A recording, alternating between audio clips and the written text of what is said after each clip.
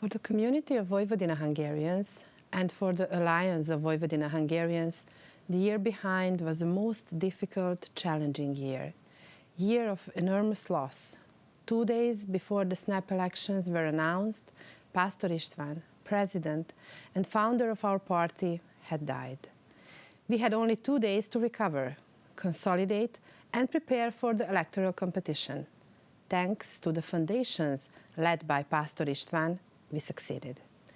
In 2024, marking 30 years of existence, Alliance of Vojvodina Hungarians has stayed on track to fulfilling its mission.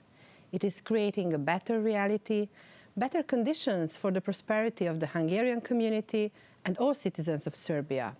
So to offer staying in the homeland as a realistic alternative for all those who are thinking about leaving. Consequently, our work will remain focused on 3 key issues. The issue of the security of Vojvodina's Hungarians in the light of irregular migrations, the issue of economic development, and related to that, remaining in the homeland. And thirdly, the issue of improving the standards of protection of minority rights in the areas of education, culture, official use of language and writing, and information in the mother tongue. Following the electoral results after the early parliamentary and provincial elections held on December 17 last year, we surpassed the set goals, managed not only to preserve 5 parliamentary mandates in the National Assembly, but also to win the 6th, despite the decline in the number of members of the Hungarian community. VMSZ became the 3rd strongest political group in autonomous province of Vojvodina, with 9 mandates. And as a minority regional party from Vojvodina, we left behind much larger majority parties, once serious political players. Since 2014, following the election results and respecting our program priorities, VMSZ has signed a few coalition agreements with Serbian Progressive Party. And in that sense, we plan to continue long-standing partnership at government level. VMSZ is going to work and share political responsibility in accordance with its political strength.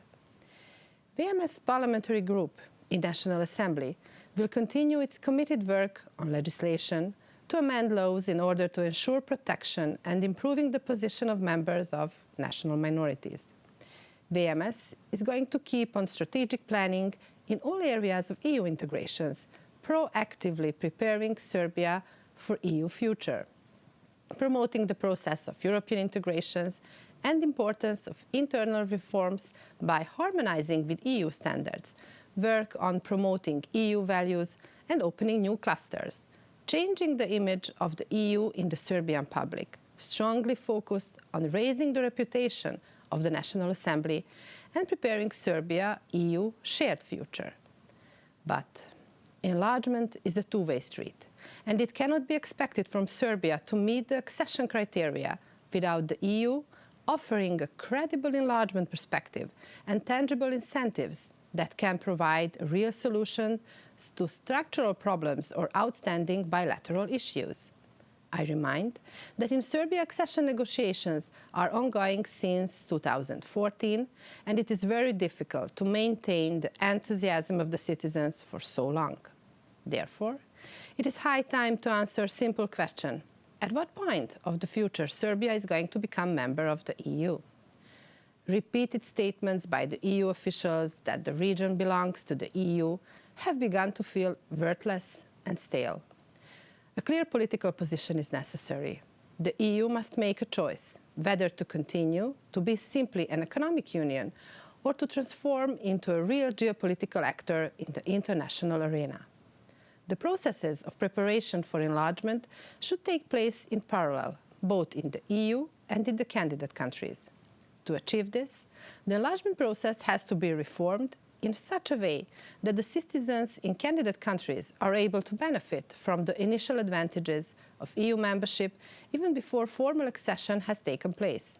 Candidate countries that are making progress in implementing reforms should be allowed gradual integration during the negotiation process, giving access to common EU policies such as the single market, given access to funds and observer status in relevant bodies. including the European Parliament, initially based on temporary agreements, as well as establishing a special position of Commissioner for Enlargement. Dear colleagues, thank you for your attention.